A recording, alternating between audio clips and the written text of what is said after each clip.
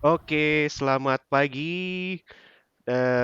Jumpa lagi di podcast kantin dan kali ini saya sendirian tidak bersama Bung Edo karena satu dan lain hal kita belum bisa bikin offline bareng lagi. Jadi Bung Edo ada konten dengan bintang tamu yang lain dan saya juga ada bintang tamu yang spesial hari ini. Ini rekan kerja saya yang lama, sekarang sudah di tempat baru. Halo Miss Selfie, apa kabar? Halo Mister Arsy, mantan rekan kerja. Yoi. Mantan Gimana? rekan kerja ya, Cak? Yoi, mantan rekan Alhamdulillah kerja. baik, Baik baik, ya. sehat, tambah subur. Tambah subur karena online ya. Iya, gue juga ngerasain Iya, di gitu rumah. sih. Miss Selfie, gue juga ngerasain gue naik lumayan banyak. Ya enggak, karena lu lebih happy Oh coy, gitu, udah di gue lebih rumah, happy ya. deket bini. Iya, Yoi.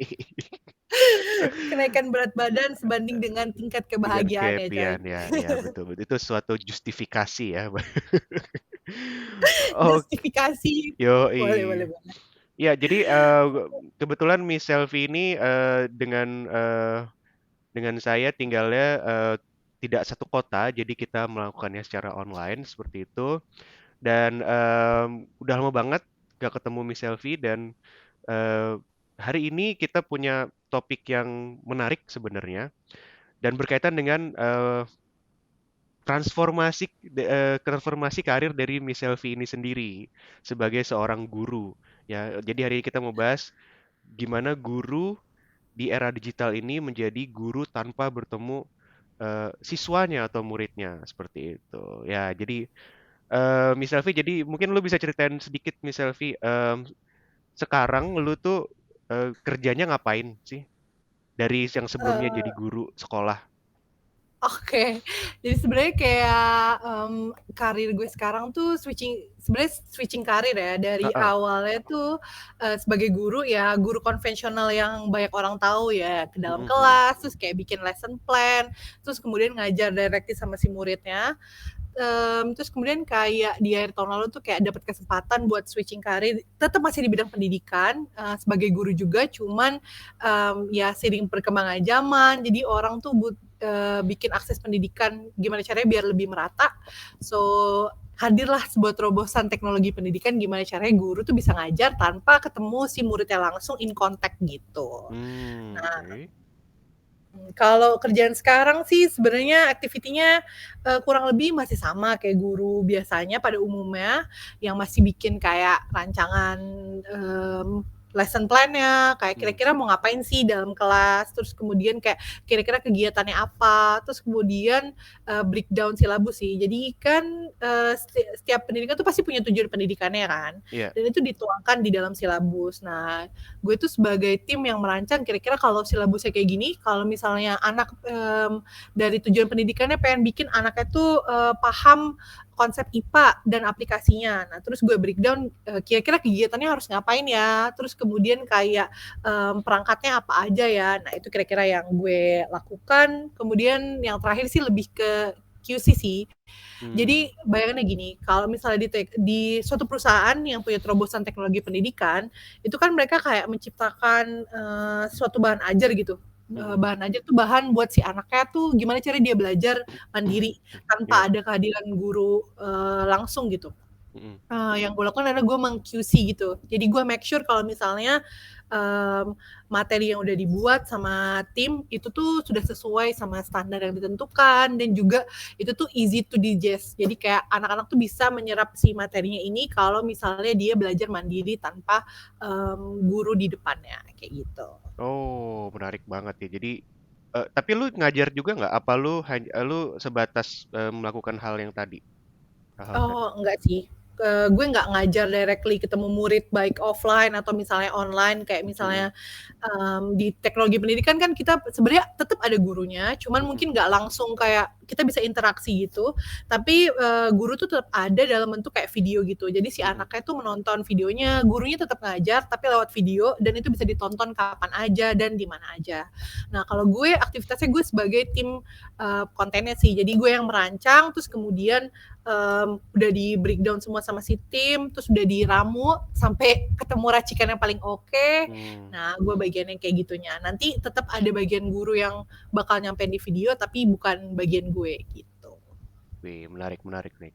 Ya, gue jadi punya banyak pertanyaan nih. Tapi satu dulu deh yang mau gue tanya nih, Miss Selvi. Kangen gak sih sama murid lu? Kangen sama murid buat ngajar langsung gitu ya? Jadi kayak interaksinya tuh gimana sih? Kan kalau gue kayak jujur aja, gue pas kemarin tatap muka tuh seneng banget gue karena bisa ketemu ya langsung gitu. Nah, ini gue ngebayangin even online aja lu nggak ketemu sama mereka. Nah, itu gimana perasaan lu?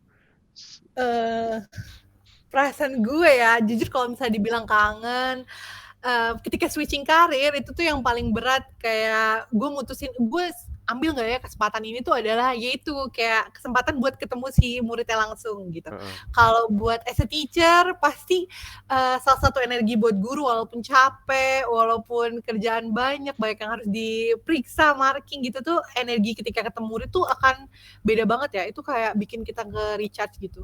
Mm-mm. Kalau dibilang kangen banget ya. Dan itu tuh buat gue pribadi tuh itu proses transformasi yang paling susah ya coy. Mm-mm, pasti, Dari pasti. awalnya ketemu murid terus tiba-tiba lo harus cuman berhadapan sama laptop, terus berhadapan sama tim, terus Mm-mm. kayak misalnya kalau kita biasa kerja tuh cuman di depan, ibarat kata kita kerjain satu dokumen terus bareng-bareng banyak orang, tapi kita nggak bisa ngobrol gitu. Mm-mm. Dari offline ke online aja tuh transformasinya lumayan ya. Iya, Biasanya banget, ketemu banget. murid Mm-mm. langsung ya kan, Iya, iya. kayak guru-guru bisa ngobrol langsung atau negor langsung, terus tiba-tiba harus online yang tiba-tiba anaknya matiin kamera, dipanggil nggak nyaut, itu aja tuh transformasinya agak lumayan ya buat gue ya. Apalagi tuh tiba-tiba dari yang biasa ketemu anak murid, minimal kayak kalau gue capek tuh, oh ya gue bentar lagi ada kelas nih, gue harus siap-siap makan atau siap-siap apa yang penting biar kelihatan prima. Terus sekarang tiba-tiba di depan laptop doang, nah itu yang pasti bikin kangen sih. Hmm. Makanya gue masih tetap bukan menjalankan ya. Jadi apa ya?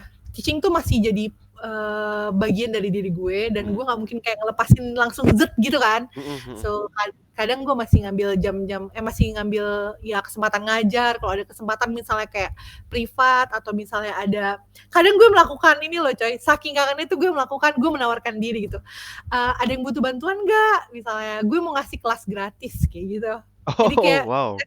ngajar gitu ya buat Oh, menyalurkan itu aja sih biar kayak energinya biar tersalurkan gitu. Gue heeh, tetap heeh. butuh temu orang, sosialisasi walaupun online gitu, gue sampai kayak gitu. Karena pas Hmm. awal-awal kan kayak berat banget ya transformasinya gitu. Iya, iya, iya, iya, iya. Berarti ternyata sebenarnya lu juga butuh audiens ya. Jadi makanya lu walaupun di pekerjaan lu yang sekarang lu tidak bertemu murid gitu ya, atau nggak interaksi dengan murid, tapi lu juga mencari misalnya kayak tadi buka kelas gratis atau mungkin ngajar les juga ya, coy ya. Iya, iya, Iya, iya. betul. Nah, pertanyaan gue selanjutnya, Miss Selvi. Kalau gue kan sebagai guru di sekolah, apalagi setelah tatap muka sudah boleh secara full ya sekarang, itu kan gue bisa melihat gitu, kembali bisa melihat anak-anak murid gue langsung dan gue bisa observe langsung mereka di kelas gitu kan. Gue bisa pantau tuh langsung dan gue bisa tahu sampai mana mereka apa ya, mereka sampai mana kemajuannya dan apa yang harus gue evaluate. Nah, kalau di pekerjaan lu sekarang, gimana caranya lu bisa misalnya re-evaluate your teaching gitu, re-evaluate your method tanpa lu ngelihat langsung feedback dari anak murid lu gitu. Feedback ya. Kayaknya kalau waktu kita jadi guru lebih gampang ya coy, tinggal ngeliat Iya, nilainya atau langsung nanya heeh, gitu ya. betul, betul.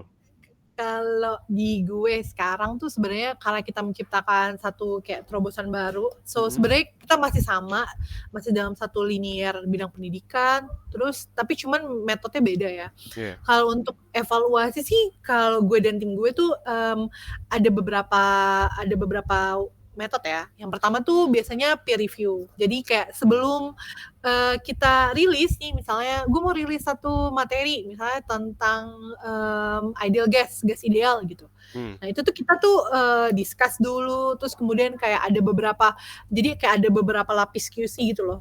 Jadi Oh, ini oke. menurut gue ini kayak gini, terus kok ini kayaknya materi ini agak terlalu berat ya, atau misalnya karena gue dan beberapa teman gue juga yang tergabung dalam tim itu ada basic gurunya juga, kita pernah ngajar di sekolah, jadi kita pasti ada bayangan loh, oh ini kayaknya nggak bisa semua anak kayak gini nih, terus di sekolah gue kayaknya anak-anak tuh macamnya kayak gini nih, standarnya tuh ini bakal terlalu heavy nih buat anaknya, buat ditelan langsung. Nah itu yang pertama pasti ada peer review ya buat evaluasi. Terus kemudian yang kedua itu tuh kita ngelempar feedback juga kok, jangan salah, even si usernya juga tuh kita tanyain kira-kira gimana sih menurut lo materinya tuh kayak gimana nih, terus kayak pasti kita bisa lihat salah satunya dari ini ya respon si anaknya. Gue biasa ada mekanismenya di aplikasinya tuh kayak user feedbacknya gimana, menurut lo ini gimana ya, dan akan ada selalu berkelanjutan gitu. Tapi biasanya sih yang paling efektif itu peer review-nya dari kitanya, dari timnya. Oh ini kayaknya terlalu berat deh, atau misalnya aduh ini nggak akan bisa sih kayak gitu, atau misalnya kayak aduh ini kok caranya gini ya gitu. Jadi hampir dari semua sisi kayak dari tim gue tuh udah punya kayak KPI. KPI tuh kayak standarnya gitu lah. Kayak oh ini harusnya ini yang harus dipenuhi sebelum rilis, ini yang harus dipenuhi. Jadi sebelum kita rilis itu QC-nya tuh udah berkali-kali lipat, walaupun kita berusaha zero mistake, tapi mungkin ada small mistake yang kayak kelewat, miss gitu. Nah, tetap kita minta feedback dari si usernya gitu. Kalau lu selama online kira-kira feedbacknya apa ya selain dari nilai ya? Kalau gue kan lewat video gitu kan, atau bisa lewat user feedback. Lu pun kalau online kan ngajar online susah ya coy. Kadang Susah lo tanya, makanya, iya. Iya, lu susah selain banget. lo ngakalin feedback selama online learning ini gimana coy? Setelah dari offline ke online gitu. Iya, iya, feedback ya gue ngandelin nilai sih ya. Ya gue masih konvensional lah, makanya eh, selama online gue ngandelin nilai. Karena kan jujur aja kita nggak bisa lihat ya dia kesehariannya gimana gitu kan. Jujur aja komunikasi itu bener-bener disrupted ya eh, Iya. pada saat online itu. Dan tapi karena sekarang udah mulai tatap muka ya, makanya gue udah seneng lagi nih. Tapi yang gua ini sebenarnya gini cuy, bahwa tren bahwa kayak lu sampai bisa apa ya tempat lu bekerja dan juga mungkin ada beberapa kompetitornya itu kan sebenarnya sudah cukup growing ya seperti itu dan ini juga apa ya jadi satu hal yang menarik buat gua sebagai guru sekolah gitu. Gimana si teknologi ini juga bukan menurut gua bukan menggantikan sekolah ya. Pendidikan online ini bukan atau pendidikan berbasis on demand mungkin ya bisa dibilang gitu nggak sih on demand ya. Teknologi. Teknologi yang memungkinkan anak-anak murid ini belajar secara on demand gitu kan kapanpun dimanapun mereka belajar bisa tinggal play aja tapi ini bukan menggantikan ya tapi kalau menurut gue malah lebih ke diverse atau diversifikasi. Nah menurut lo Miss Selvi gimana sih kondisi apa ya tren sekarang itu anak-anak gimana sih? Apakah ini menarik juga sih bahwa mungkin kita tahu ada beberapa bimbel-bimbel yang besar ya pada zaman kita sekolah dulu ya. Terus dengan adanya digital learning ini, menurut lu gimana si posisi para bimbel-bimbel ini? Akankah mereka tergantikan oleh eh, digital learning seperti tempat lu bekerja sekarang? Gini, kalau pendapat gue setelah berkecimpung di dunia teknologi pendidikan ya. Jadi kalau menurut gue awalnya tuh yang gue tangkap juga sebenarnya sama kayak lo ya. Kayak misalnya ibarat kata, oh ini si perusahaan teknologi pendidikan ini tuh statusnya buat pengganti bimbel. Kayak misalnya bimbingan tambahan, misalnya kayak ya gue ngerasa kayak nggak cukup nih. Gue mau ngambil tambahan, terus karena mungkin bimbel konvensional yang kayak di ruko yang tetap datang langsung gitu mungkin akan apa ya istilahnya, it takes time, juga takes a lot of money. So dia punya alternatif lain sih, kayak teknologi pendidikan ini, bimbel dalam bentuk teknologi digital. Tapi setelah gue berkecimpung ya, menurut gue sih teknologi pendidikan, maksudnya kayak pendidikan yang berbasis digital dengan aplikasi yang lu bisa belajar kapan aja, akses kapan aja, di mana aja, itu tuh lebih ke sebagai apa ya, berjalannya tuh beriringan sama kayak yang konvensional, lo belajar di dalam kelas ataupun bimbel. Yang konvensional di ruko lo datang ke tempat gitu ya. Ya kalau kalian mungkin agak bingung bimbel konvensional tuh misalnya kayak GO atau ya Primagama yang lo datang ke sebuah ruko ketemu guru sama kayak belajar di kelas cuman beda tempat aja dan setelah sekolah gitu. Menurut gue tuh ini sebagai kayak pelengkap yang jalannya beriringan. Kayak misalnya diversity betul, karena menurut gue gini, salah satu hal yang bikin gue, pertimbangan gue kenapa gue ngambil tawaran switching karir ini, yang pertama karena gue tuh inget banget ada satu kata-kata yang menurut gue tuh bagus banget yang gue pegang sampai sekarang. Karena life is short, karena hidup itu singkat, so you have to be bold and be impactful. Nah, yang pertama bold itu gue ngerasa kayak ketika gue menjadi guru, gue tuh udah merasa gue bold dalam artian gue tahu apa yang mau gue lakukan, gue punya prinsip ketika gue ngajar, apa sih yang harus gue terapkan ke anak-anak, dan gue tuh jelas apa yang mau gue visi ke depan, gue mau bawa anak-anak tuh ke sana. Nah, yang kedua adalah impactful. So you imagine misalnya gue ngajar satu kelas 20 orang doang. Nah, berarti impact gue itu cuma buat 20 orang. Nah, tapi ketika gue apa sih namanya ngambil switching karir ini, gue ngerasa gue bisa impact ke lebih banyak orang. Nah, itu yang mungkin salah satu permasalahan yang mau diselesaikan sama si teknologi pendidikan ini. Bahwa kita tahu bahwa pendidikan itu apa ya, sampai sekarang tuh masih belum merata. Nah, dan gak semua tuh orang punya akses ke pendidikan yang lebih baik. Misal gini, kenyataannya, misalnya let's say di sekolah negeri, satu sekolah negeri itu ada 40 orang. Kita aja, guru yang ngajar di sekolah swasta, mungkin anak murid gue yang ngambil fisika tuh cuma 7-10 orang. Dari 10 orang itu, mungkin yang nangkep ketika belajar sama gue tuh mungkin sekitar 5 orang, atau mungkin cuma 7 out of 10 gitu. Benar. Kan kayak gak mungkin semuanya rata. Gimana bayangin satu guru, dia menghandle 40 orang di sekolah negeri. Pasti kan ada banyak anak yang mungkin apa ya istilahnya tuh nggak nangkep semua materi pelajarannya, so dia harus belajar lagi di rumah sendiri gitu. Tapi kalau belajar sendiri mungkin dia tipe anak yang apa ya, oh kayaknya gue nggak bisa sendiri, dalam artian gue harus dibantu orang lain nih, gue nggak ngerti. Terus dia juga kayak ada orang yang fast learner dan slow learner. Selama gue ngajar tuh ada anak yang bisa ngikutin pace gue ketika ngajar, dan ada anak yang aduh kayak Miss Selfie cepet banget nih ngajarnya gitu. Jadi dia harus ngulang lagi. Tapi ketika ngulang mungkin gak akan maksimal, dan gue satu orang gak mungkin bisa meladeni misalnya 5 orang lainnya buat ngikutin pace mereka. So menurut gue si teknologi pendidikan itu hadir buat menyelesaikan masalah itu. Kayak misalnya gini, ketika orang mau belajar lagi di rumah gak bisa belajar sendiri, kalau gue ngambil bimbel konvensional, it's not small money gitu. Kalau misalnya itu tuh nggak murah gitu. Nah, si teknologi digital itu permasalahan yang utama. Yang pengen selama gue masuk tuh, yang pengen masalah utama yang pengen diselesaikan adalah itu pemerataan pendidikan. Bahwa ketika apa ya istilahnya, ketika anak istilahnya lu punya duit sekitar 200.000 gitu, lu bisa ngakses pendidikan tambahan. Jadi lu bisa ngulang dan ditemenin gitu. Walaupun cuma dalam bentuk video. Istilahnya kita akan lebih jelas, gue baca nih, contoh misalnya, di fisika. Misalnya gue baca bahwa syarat benda setimbang adalah gayanya 0, total gayanya 0, dan total momen gayanya 0. Kalau kita baca doang, apa nih gitu. Tapi minimal kalau kita nggak, guru gue ngomong apa ya lupa. Tapi kalau minimal kita punya video pendamping, ada guru yang ngejelasin, oh ternyata momen gaya tuh kecenderungan benda berputar. Berarti ketika kita tarik gaya, mungkin aja bendanya berputar. Nah, apa aja faktornya, atau misalnya hasilnya bisa 0 gimana. Nah, itu kan agak ada pelengkap ya. Nah, itu permasalahan utama yang mau diselesaikan sih sama si teknologi digital ini. Gitu. Iya. Gue setuju banget tuh, karena selain ya dari yang lu paparin tadi juga, mungkin aja ada beberapa anak yang sebenarnya mau nih les konvensional gitu. Cuma masalahnya kagak ada gitu. Misalnya mau les Ganesha Operation, ternyata di dekat rumah dia nggak ada, atau jauh bahkan ya, misalnya di daerah-daerah tertentu. Nah, dia bisa ngakses dari platform tempat lu ini gitu ya. Ya. Betul. Dan Iya. salah satu faktor lainnya adalah mungkin kualitas guru ya.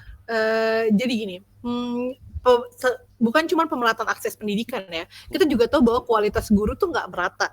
Betul. Maksudnya di beberapa sekolah ada guru yang sekolah unggulan misalnya, itu Mhm. nggak bisa dibohongin bahwa salah satu kualitas yang menentukan pendidikan lo tuh oke atau enggak ya kualitas gurunya ya. Betul. Nah ada beberapa yang kualitas gurunya memang memadai, ya karena memang guru tersebut punya akses yang bagus, karena banyak faktor ya. Misalnya dia well paid, gajinya cukup, jadi dia nggak perlu mikirin yang lainnya, dia Iya, bisa improve dirinya terus, betul. terus kemudian ada akses juga si gurunya dikasih pelatihan atau apa. Iya, iya. Tapi untuk beberapa daerah kan kualitas gurunya nggak sampai dapat privilege itu. Nah, ketika si teknologi pendidikan ini, itu tuh kita menyediakan guru yang berkualitas dalam artian gurunya kita kasih pelatihan dulu, terus kemudian kita bimbing sampai dia benar-benar oke dan bisa apa ya, keep improving sampai dapat satu video atau satu materi pembelajaran yang oke dan bisa disampaikan Iya. secara baik gitu. So anaknya bisa mencerna materi itu gitu. Oke, oke, ya, menarik, menarik ya. Bener, itu bener banget sih, Miss Selfie. Ya memang, apalagi negara kita negara kepulauan ya. Jadi em, mungkin di daerah-daerah terpencil pun ya guru-gurunya sebenarnya pengen belajar, cuma mereka belum dapat akses itu. Jadi setidaknya dengan eh, digital education atau digital learning ini, anak-anak dari Sabang sampai Merauke bisa mendapatkan mungkin konten-konten yang kita dapatkan mungkin di Jakarta gitu ya. Ya, Miss Selvi sendiri kan ngajar fisika ya, Iya betul fisika. Bapak Arsy. Iya.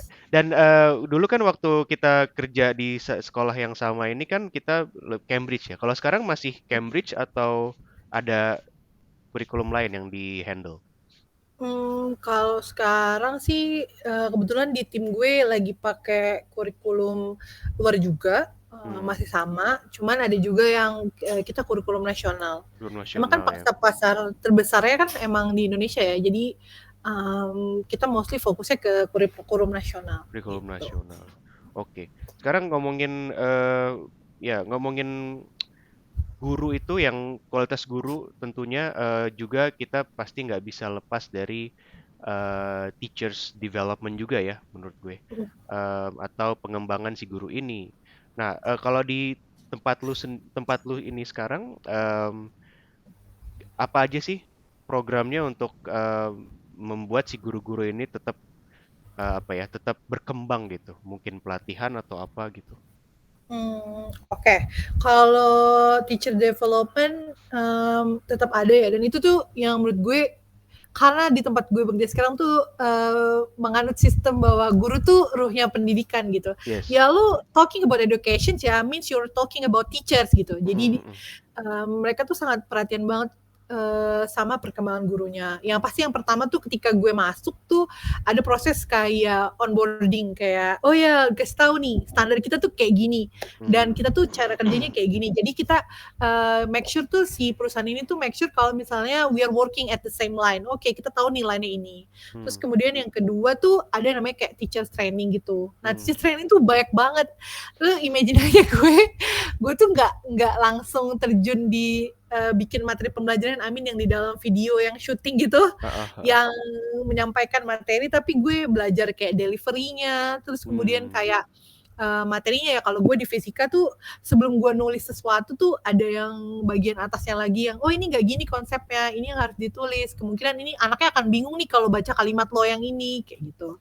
Terus kemudian kayak ada diskusi berkelanjutan sih, jadi kayak kalau gue tiap tiap minggu dan tiap 2 minggu tuh kayak ada proses belajar fisika bareng gitu loh. hmm, Kayak gue pas kuliah belajar fisika, kayak gue merasakan kayak gue pas kuliah belajar apa ya, kok susah banget iya, atau iya, iya, misalnya iya. gue emang nggak nyambung kayak gitu. Jadi kayak teachers perkembangannya dia memperhatikan banget si teacher development-nya. Terus Hmm, yang terakhir mungkin gini sih, mereka tuh make sure bahwa teachers tuh dalam keadaan comfortable buat belajar hal baru gitu. Jadi hmm, kayak kita tuh didorong belajar hal baru, ada tantangannya ya kayak Lu mungkin pernah baca ya bahwa ketika company yang mungkin ya kayak startup kayak gitu kan mereka kayak pace-nya tuh cepet banget. Nah, iya sebenarnya gitu. Jadi lo bisa aja belajar hal baru hari ini, belajar hal baru besok. Gue bahkan belajar hal baru tuh kayak dalam waktu yang sekejap gitu. Jadi kita tuh dibuat nyaman dalam artian lu dalam kondisi nyaman, lu kebutuhannya apa? Lu butuh cara belajar ini, oke lu kesini. Jadi kita tuh nggak akan bingung gue harus ngapain ya gitu. Dan belajar baru tuh lu disediain, lu mau belajar apa, mau buku apa, kayak ibarat kata kayak gitu. Kan itu sebenarnya yang penting ya. Kayak menurut gue ketika gue di sekolah dan melihat teman-teman gue yang bekerja, contoh misalnya beberapa teman gue yang kerja di sekolah, misalnya yang sebagai honorer atau misalnya sebagai guru biasa, mungkin kan ada beberapa yang bikin mereka nggak nyaman buat belajar hal baru gitu. Dalam artian kayak contoh misalnya pendapatan, misalnya itu nggak cover tuitionnya mereka, so mereka nggak akan dalam keadaan secure buat belajar hal baru. Boro-boro gue mau mikirin belajar hal baru, orang gue mikir besok mau makan apa ya kan, beda sama lo dalam keadaan yang well paid, kerjaan yang oke, lo masih bisa mikir mau ngambil training ya nggak sih lo? Betul. Iya kan, gue dulu tuh sumpah gue tuh salut banget sama lo coy, kayak gila nih orang kan, lo tuh menginspire gue bahwa kayak lo aja yang udah tua gitu ya, maksudnya lo lebih tua dari lo kan udah tua ya, kayak masih mau ngambil training, pusing-pusing, masih mau belajar ini, gue kayak yang muda tuh merasa malu gitu, kayak jadi itu yang bikin gue lingkungan ya, gue dalam gue merasa lingkungan tuh bukan kompetisi ya, lebih ke kolaborasi. Gue ngeliat lo waktu pernah sama lo tuh, lo masih mau belajar walaupun lo udah tua, terus kayak lo masih mau spend your money gitu buat sesuatu yang isi otak gitu kan, sedangkan orang-orang cenderung buat ngisi perut atau ngisi gengsi gitu. Terus gue jadi kayak gara-gara lo gue ikut ngambil training Cambridge, terus gue kayak ngikut training apa ya, karena lo gitu ya. Terima kasih lo Bapak Arsy, ada contoh guru yang long life learner gitu. Tapi iya gak sih cuy, maksudnya gini loh, salah satu kualitas guru, misalnya gue ngeliat lo, ya karena gue punya contoh lo gitu, tapi lo bayangin di beberapa sekolah, ya udah guru-guru, ada beberapa guru yang mungkin yang oknum yang kayak, ya udahlah gue ngajar udah di kepala gue ya udah gue nggak mau mengupdate pengetahuan gue, ya udah gitu. Dan untungnya gue ada di lingkungan yang lo dan teman-teman lain yang mendorong gue untuk maju lagi gitu. Iya benar banget sih, Miss Elvi. Ya itu memang satu mindset yang perlu kita punya ya sebagai seorang guru ya, dimanapun kita kerja ya, mau di sekolah konvensional mau di digital learning kayak lu ya. Itu sih yang gue harapkan, bahwa setiap guru tuh seharusnya a long life learner gitu. Jadi nggak ada kata oh gue udah bisa gitu, gue materi ke handle gitu, nggak bisa cuy. Anaknya tuh beda. Iya, teknologi Iya, tuh berubah. Iya. Dinamis banget ya.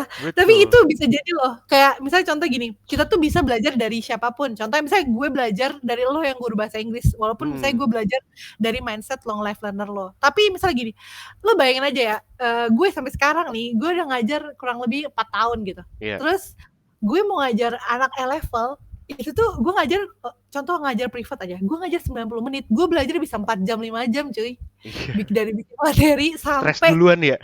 Iya gitu loh, udah stres duluan, lo bayangin persiapannya tuh jauh lebih banyak. Nah mungkin sama, kayak misalnya gini, gue ngerasa ada beberapa guru yang misalnya daerah jauh gitu, mereka tuh mau belajar tapi bingung belajar dari mana. Nah karena hal yang paling yang paling cepat berkembang cepat adalah internet. Nah bisa aja mereka type Google belajar, terus mungkin mereka ngelihat materi dari tim gue atau dari perusahaan gue, itu inspire mereka, oh ternyata ini gini loh. Nah itu tuh yang gue harapan gitu.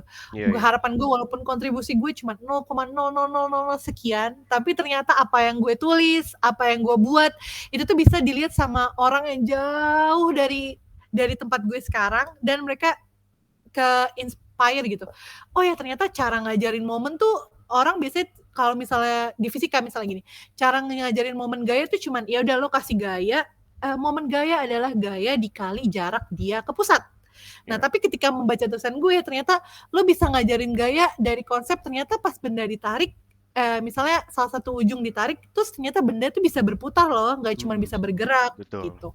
Baru nanti masuk ke rumus gitu. Jadi itu mengupdate pengetahuan bisa juga dari segitu ya, walaupun kontribusi gue kecil banget gitu. Iya, Miss Evi suka merendah ini ya, padahal dia adalah seorang penting ya di tempatnya ya. Tapi gue Orang gua penting gak gua sih? iya, ya gue setuju sih sama lu yang tempat lu sekarang ini memberikan lu comfort ya untuk bekerja ya. Kenapa gue bilang gue iri sama lo? Karena lu tidak perlu membalas WhatsApp yang tiba-tiba ada malam-malam dari orang tua murid.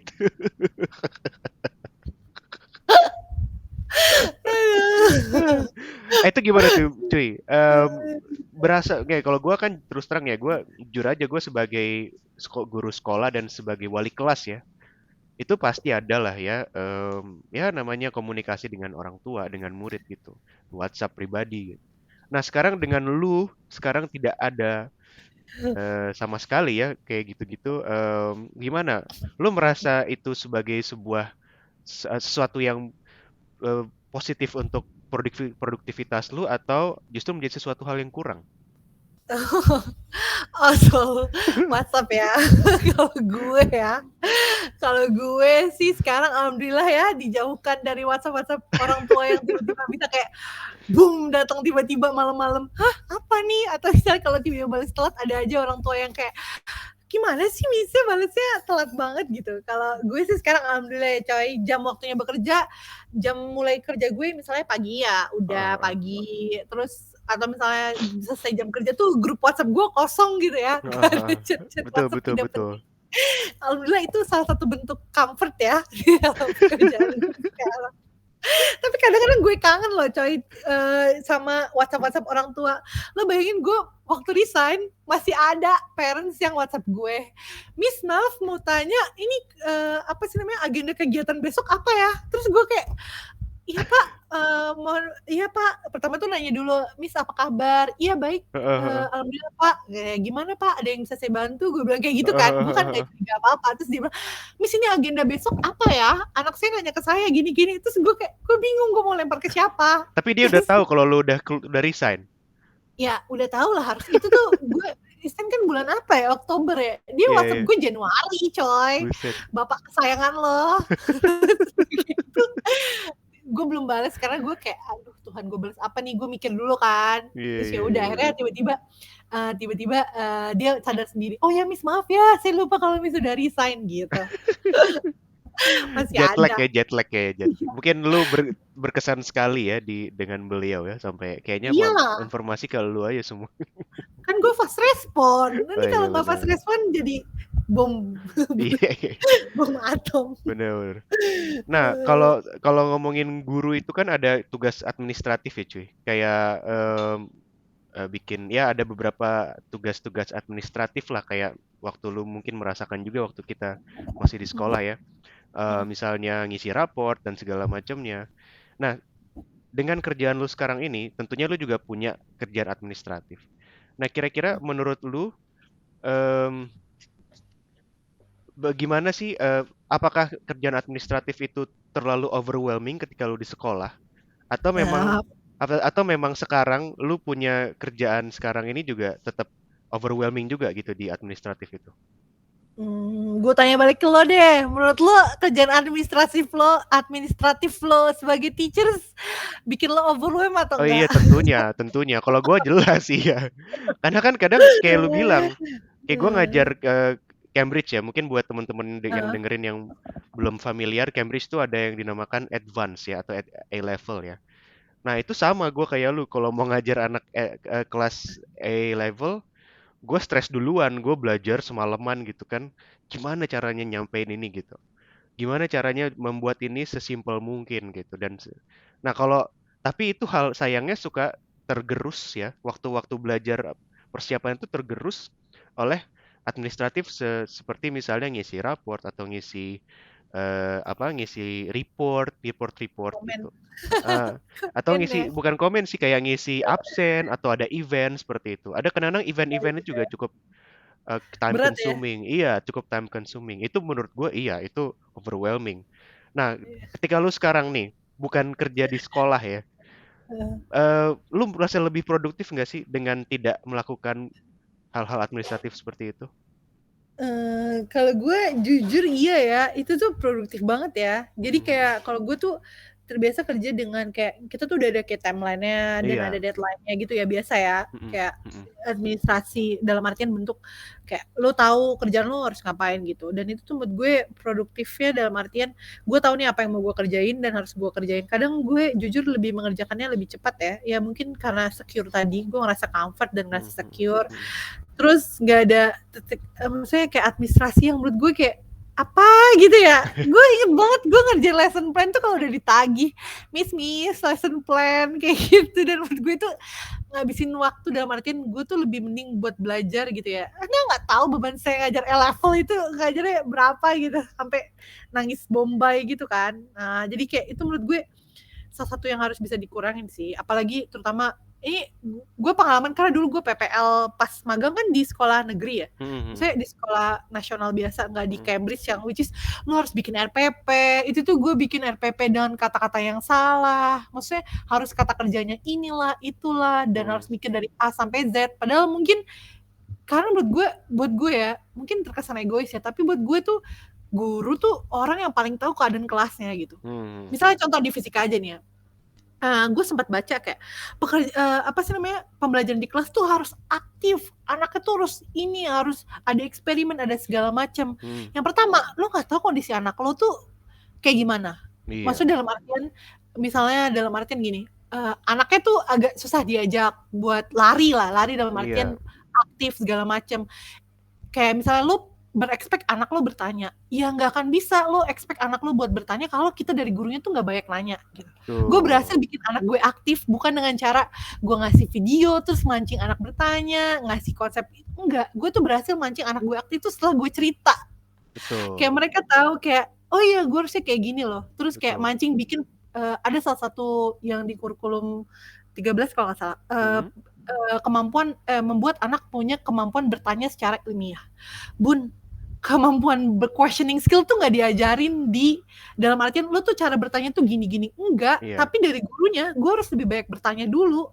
Tapi kalau gue bikin RPP-nya misalnya bertanya ini, bertanya itu tuh nggak mungkin, kayak jauh panggang dari api gitu loh. Jadi Mmm. gue ngerasa kayak gue yang paling tahu, gue ketika gue di kelas, gue yang paling tahu anak gue tuh kayak gimana gitu. Terus Betul. kayak misalnya dalam kondisi lu mau exam, anaknya tetap harus dikasih kegiatan ini, pengetahuan konseptualnya kayak gini, Mhm. terus ada tanya jawab, diskusi. Coy, kalau mendekati exam, kalau gue percaya tipe anak drilling ya, anak gue ajak lari terus gimana Iya caranya gue iya, kasih tahu, betul. gue kesel gitu. Jadi menurut gue itu sih. Jadi kayak ya beban administrasi tuh agak berat banget ya, dan secara maksudnya linearitas apa ya, secara nggak berhubungan secara linear. Iya iya. Artinya ketika administrasi lo oke, makin banyak nih, terus tingkat keberhasilan lo mengajar di kelas tuh nggak banyak. Tapi memang administrasi diperlukan paling kayak buat evaluasi. Pasti kan ada QC ya, Mhm QC itu mhm. quality control, misalnya baik dari pemerintah yang atas atau dari atasan lo. Gimana caranya gue ngecek pembelajaran dalam kelas oke. Kan kalau satu orang si asesornya terus ngeliatin satu-satu mungkin agak susah ya. Iya, Jadi betul. kayak ya mungkin itu diperlukan, tapi bebannya dikurangin lah. Iya Kayak iya iya.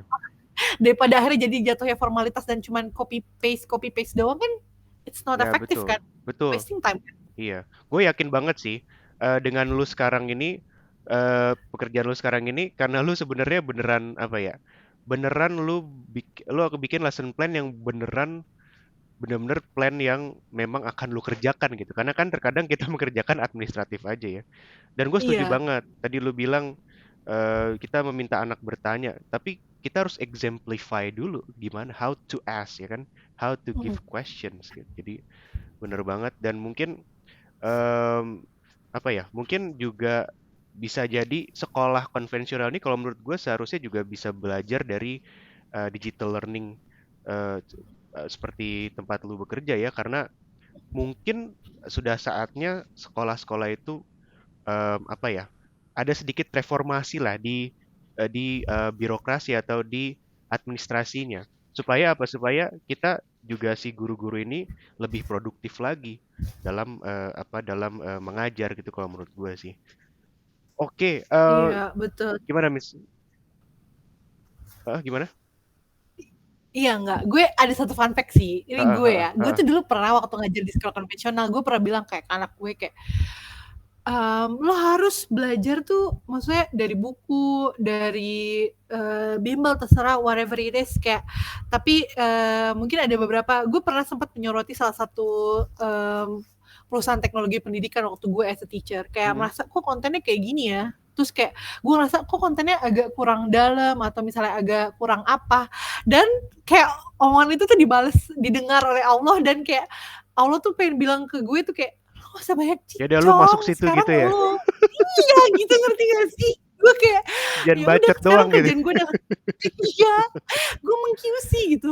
Lo tuh ngomong seenaknya kayak lo nggak tahu apa yang mereka kerjain tuh, ya udah lo aja gue cemplungin di sini, lo kerjain dah. Gitu. Jadi kayak gue kayak, oh iya ya. Dan sekarang tuh gue bener-bener kayak, jujur aja gue agak idealis ya. Maksudnya ketika di tim gue ngerasa kayak, kok ini kayak gini nih, ini ada yang kurang nih. Kayak tiba-tiba misalnya ada soal, kok dikasih soal kayak gini, kayaknya anaknya agak nggak nyambung deh. Atau misalnya materinya ini, kok dikasih soal ini gitu. Itu yang selalu gue tekenin sih, karena ketika gue ngajar yang waktu ya di sekolah sama lo, gue ngerasa anak-anak tuh nggak nyambung, kayak mungkin ya kayak ada skor PISA atau apa, gue nggak terlalu mikirin itu nilai atau gimana, Iya, gue iya. nggak pernah expect anak gue tuh punya nilai bagus. Tapi menurut gue ada satu gap apa yang diajarin dan apa yang dikerjain. Misalnya contoh di gue ya, di fisika ya, di fisika tuh misalnya di materinya tuh kita belajar apa itu konsep momen gaya, terus kemudian apa itu konsep misalnya momentum. Tapi ketika typical types of questions-nya tuh tiba-tiba kok ngitungnya angkanya dibolak-balik, terus kok tiba-tiba angkanya kalau di Cambridge ya, kan tiba-tiba ada definition, terus kemudian ada kayak misalnya analisis gayanya dulu, atau misalnya analisis kecepatan, baru nanti ngitung di akhir gitu. Jadi kok yang diajarin tuh ibaratnya di permukaan, dan yang ininya tuh soalnya tuh agak dalam ya, lu cemplungin aja di dalam Iya, gitu iya, kan. iya, benar-benar. Yang sekarang makanya ketika gue ngajar waktu pakai Cambridge tuh, yang gue lakuin adalah gue kasih anak gue yang banyak banget types of question, sampai anak gue tuh bisa ngebaca patternnya. Oh ini kira-kira types of questionnya gini. Nah sama sekarang hal yang gue lakukan adalah ketika gue di perusahaan sekarang adalah gue bikin gimana caranya si materi ini sama yang ditanyain tuh nyambung, dan ditanyain tuh sesuai juga sama standar, Iya, walaupun iya, pas iya. Benar. soal apalagi kayak misalnya UTBK, namanya juga ujian tertulis bersama gitu, kayak mau masuk, seleksi masuk, ya Iya, otomatis kalau misalnya soalnya dibuat gampang ya semuanya masuk, pasti betul, akan ada betul. complicatednya. Tapi minimal gue tuh idealisme gue sekarang adalah gue bangun dulu basicnya, konsepnya, jadi nanti anaknya tuh bisa ngembangin dari situ gitu. Betul, betul. Seperti itu ya, memberi umpan instead of Iya, the fish ya, lu kasih umpannya biar dia bisa mancing sendiri. Setuju iya. banget. Wih, nggak terasa udah lama banget nih diskusi kita. Thank you so much ya Miss Selfie. Kita belajar hari ini dari Miss Selfie bahwa digital learning adalah sesuatu yang sebenarnya yang pertama mungkin inevitable atau tidak bisa dihindari seiring perkembangan teknologi. Namun yang kedua, dia tidak digital learning tidak menggantikan sekolah apa pendidikan konvensional atau pendidikan tatap muka, tetapi melengkapi. Jadi untuk menjangkau eh, daerah-daerah atau para siswa yang mungkin terkendala jarak ya, seperti itu. Dan yang ketiga semangatnya masih tetap sama ya, Miss Selvi, yaitu adalah memberikan eh, kualitas pendidikan dengan kualitas terbaik. Wait, thank you so much, Joy, for joining. Terima kasih udah jadi bintang tamu. Thank you ya udah mendengarkan curahan hati gue. Oh, lu tadi lebih ke curhat ya sebenarnya. Iya, lebih ke curhat ya, bukan memberikan ide, gagasan ya. Ya tolong didengarkan dengan baik ya guys, Iya, ambil yang iya. baiknya aja. Insights lah, ada lah insights sih, banyak sekali lah insights. Mungkin buat teman-teman Iya. nanti juga mungkin yang mungkin juga ada beberapa pendengar, teman-teman pendengar dari podcast kantin ini yang mungkin juga udah menikmati hasil jerih payahnya Miss Selfie ya di platform-platform itu. Jadi mungkin kita di akhiri aja diskusi hari ini menarik banget karena mungkin takut mengambil waktu Miss Selfie terlalu panjang nih kalau kita ngobrol bisa 3 jam kayaknya. Thank you so much Miss Terlalu Selfie. panjang ya. Thank you so much. Iya, thank you Mr. Ya, Archie. sehat selalu Miss Selfie. Dan thank you Iya. kita ya sampai jumpa di episode kantin selanjutnya. Bye. Bye.